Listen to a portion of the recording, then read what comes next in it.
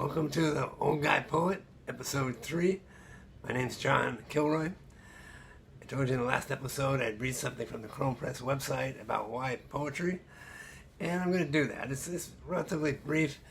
I think it makes an important point that we'll kind of keep in our minds when it comes to poetry. Why poetry? Because we only have words for 20% of our life experience. We struggle to find the words. Often we can't. In the old days, poets were the keepers of the greatest stories.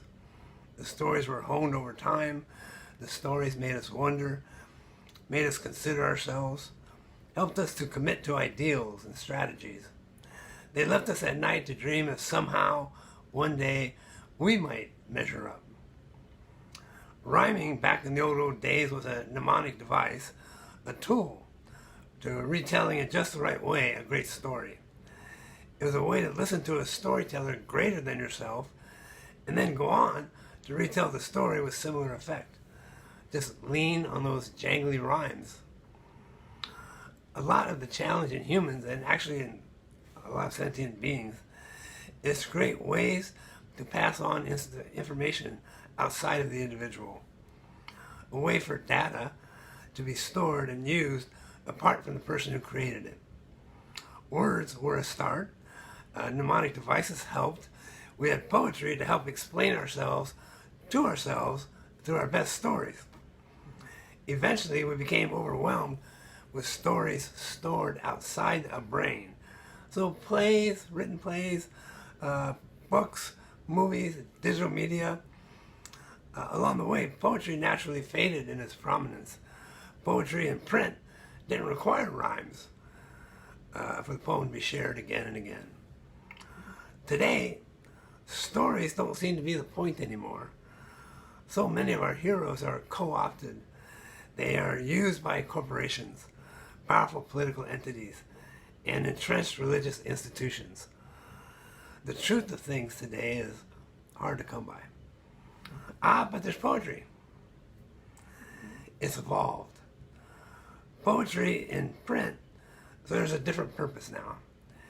It takes words as vessels, or perhaps chemically reactive agents, and rubs them alongside each other with occasional banging to create a moment we know is true. There's a voodoo moment in today's best poems, beyond narrative, beyond what the poem seems to be trying to tell you. A reader senses that something true has happened in a poem or in a single line of a poem. And we may not even be able to articulate what precisely the true thing is. It's the truth we know to be true before it can be articulated. It's the truth that lies beyond the 20% of life that we can put into words. Well, I think that's the value of poetry. And when you're reading a really excellent poem, you're going to feel dimensional reality swerve a bit. You know something happened to you. You may not be able to explain it, but what happened to you is you experienced the truth. It's just a truth that hasn't made its way into words yet. All right, I have 3 poems from Torque. So Torque is over 300 pages.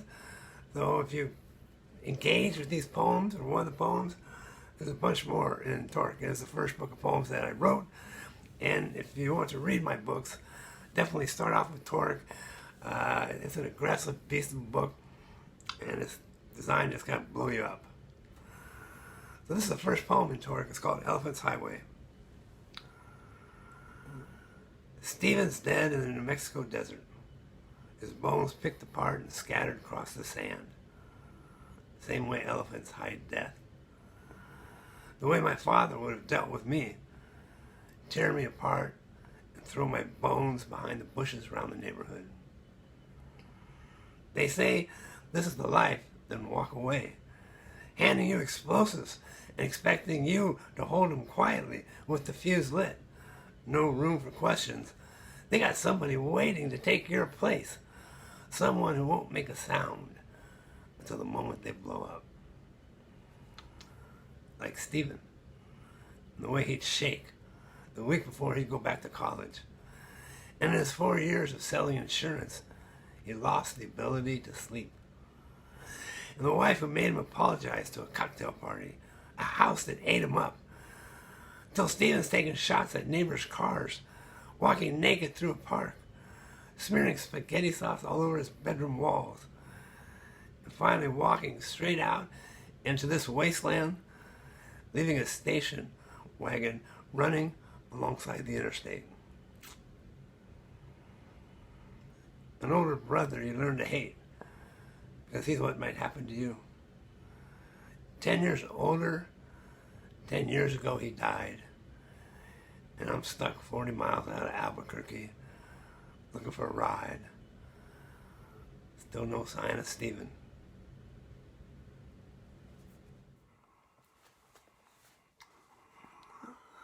Next poem is called Junk in the Past. It's kind of the way you look back on childhood, and so much of it seems hallucinatory.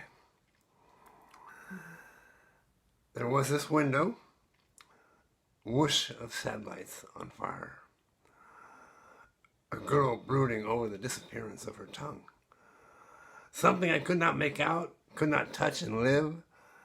The end of sharing love. A gold crucifix on the wall above each bed. Two friends of mine kissing out of fear.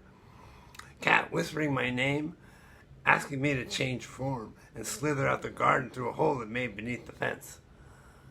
Almost went. Another childhood friend with a cheap metal 6-gun pointed at my head, one eye closed, one eye aiming lead. A broken down bicycle sinking gone into the lawn. Mom and Dad wanting to wave goodbye, but they just can't. So they cry tears onto each other's toes, each other's chests, until tear stains are the way they dress. There was Mom and Dad taking my high school portrait and winging it to the street. A man with a ball and chain around his feet, on his knees, begging our backyard apple tree for a little something to eat. A boy who looked like me, looking for a place to rest. The boy who looked like me taking the switchblade test, biting his lip until it bled. The knife dropped into his hand. There was smoke always sneaking around like burglars. A girl who would not laugh and would not cry. A girl backlit by the sun. There was something I should have said or should have done. There was a window that looked on where no one knows why there was a place. I've been writing poetry for 40 years, so in these Old Guy Poet episodes, you'll find me reading a young man's poem, and it might just look ridiculous, so we'll find out. This is called First and Last.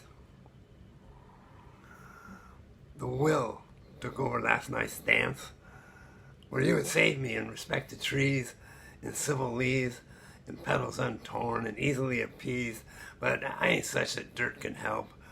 Water steams and touch, and I can't wait for roots to find the needed inside your garden door. So I put thoughts on movie screens, they shine these eyes.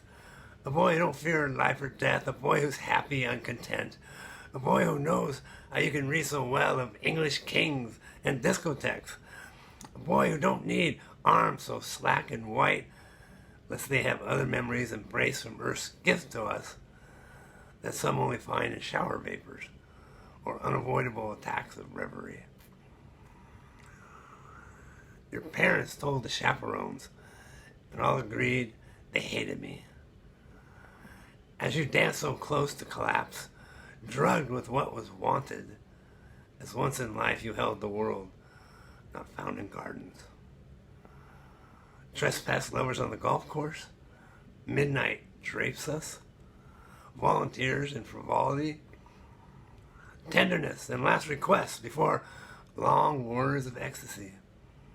You in darkness shake as friends. There's nothing else to say.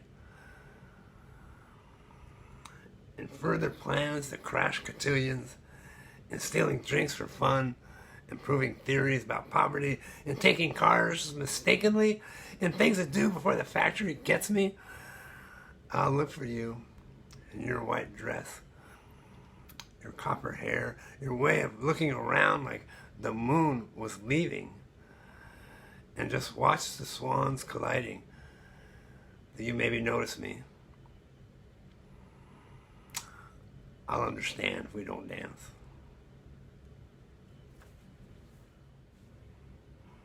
So that's it for today. Thank you for being here. If you were engaged in any of the poems, I only ask that you come back. 3 books available from me. Torque, Proof of Flight, Point B, all available on Amazon. And remember, we may only have words for 20% of our life experience. And the thing is, not to shrink life down into the words we have for life, but to really chase it and find out this part that we can't quite announce to ourselves. What is it? What's going on there in the world beyond words? And poetry is like a Geiger counter to go find that. All right, see you next episode.